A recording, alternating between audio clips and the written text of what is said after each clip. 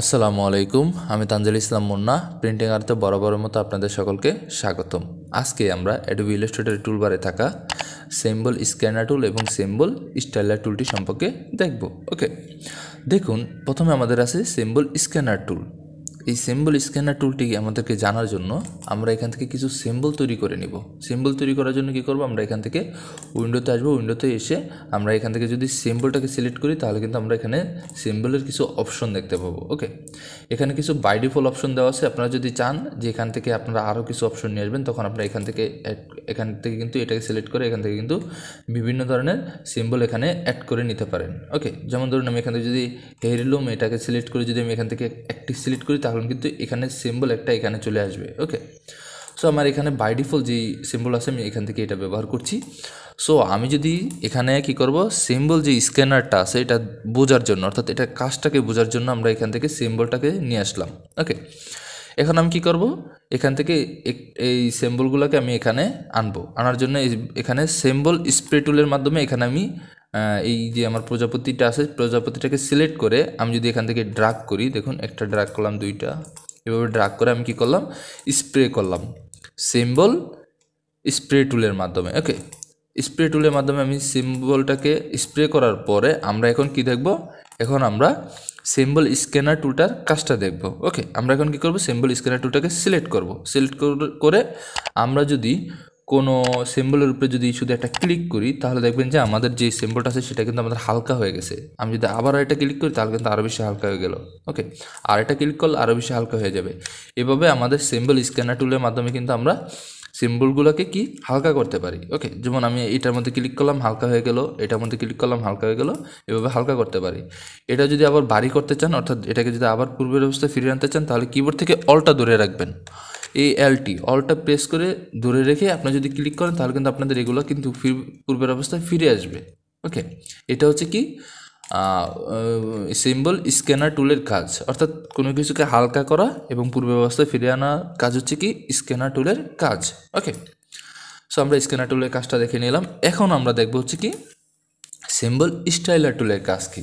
Styler টুলের কাজটা আমরা যদি জানতে চাই তাহলে আমরা এখান থেকে কি করব, এখান থেকে যদি আমরা দেখুন, এখান থেকে আমরা যদি এই যে একটি শেপ তৈরি করা আছে আমাদের, অর্থাৎ এরকম একটি রেক্টেঙ্গুলার টুল আমরা এখান থেকে তৈরি করে রেখেছি, এবং এখান থেকে আমরা এই রেক্টেঙ্গুলার টুলটাকে এইখানে আনার সাথে সাথে কিন্তু আমরা ওকে প্রেস করে কিন্তু আমরা এই যে শেপটি দেখতে পাচ্ছেন এই শেপটি কিন্তু আমরা রেক্টেঙ্গল যে শেপটি আছে সেটি কিন্তু আমরা সিম্বল তৈরি করে রেখেছি। কীভাবে তৈরি করেছি আমি আবার দেখাচ্ছি। আমরা এখানে একটি রেক্টেঙ্গুলার টুল তৈরি করব, এভাবে একটা রেক্টেঙ্গুলার টুল তৈরি করব। তৈরি করার পরে আমরা সিলেকশন টুল দিয়ে এখানে আমরা ড্র্যাগ করে নিয়ে আসলেই আমাদের ওকে দিলেই কি আমাদের এটা কিন্তু সিম্বল হয়ে যাবে। ওকে, সো আমরা কিন্তু এইভাবে একটি সিম্বল তৈরি করে রেখেছি। এখন কি করব, আমরা এই সিম্বলটিকে সিলেক্ট করে আমরা সিম্বলে এসে সিম্বল স্প্রে টুলের মাধ্যমে শুধু এখান থেকে একটা ক্লিক করব। যখনই এখান থেকে একটি ক্লিক করলাম তখন কিন্তু আমাদের এই সিম্বলটি এখানে চলে আসছে, অর্থাৎ রেক্টেঙ্গুলার যেই সিম্বলটি আছে যেটি আমরা তৈরি করে রেখেছি সেটি কিন্তু আমাদের এখানে দেখতে পাচ্ছি। ওকে, এখন এটার কাজ হচ্ছে কি, এখন কাজ হচ্ছে কি সিম্বল স্টাইলার টুল। এই সিম্বল স্টাইলার টুলটার কাজটাই আমরা এই সিম্বলের মধ্যে দেখব। ওকে, রেক্টেঙ্গুলার টুলের মধ্যে দেখব যে এটার কাজ কি।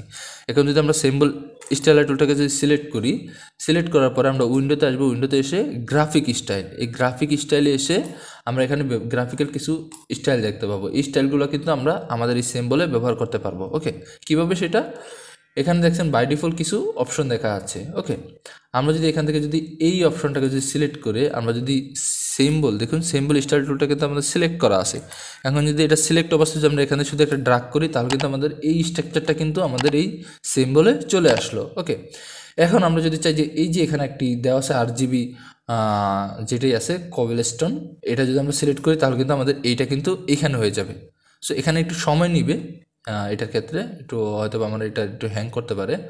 সো আপনারা কিন্তু এইভাবে কিন্তু চাইলে আপনাদের স্ট্রাকচারগুলোকে কি আপনারা এখানে দিতে পারেন। দেখুন আমি এখানে সিলেক্ট করলাম এবং একটু সময় নিচ্ছে, আমার কিন্তু এই স্ট্রাকচারটি অর্থাৎ এই প্যাটার্নটা কিন্তু আমাদের এইখানে বসে যাবে। দেখুন এখানে কিন্তু বসে গেছে।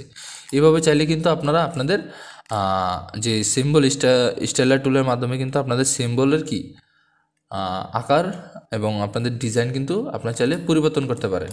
এছাড়া আপনারা এখানে দেখুন, এখানে কিন্তু আপনারা কিছু অপশন পেয়ে যাবেন।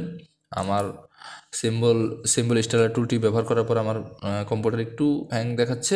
আপনাদের যদি কনফিগারেশন ভালো থাকে তাহলে আপনারা এটা দেখে নেবেন। ওকে, ভালো করে দেখে নেবেন। এখানে কিন্তু আপনারা আরও কিছু অপশন পাবেন। যখন এখানে যদি সিলেক্ট করেন তখন এখানে কিন্তু আপনারা অনেক ধরনের আরও কিছু সিম্বল দেখতে পাবেন, যেগুলো কিন্তু আপনারা খুব সহজেই আপনাদের সিম্বলে ব্যবহার করতে পারবেন। ওকে, সো আমি দেখাচ্ছি না, আমার কম্পিউটারে এখানে একটু স্লো করছে।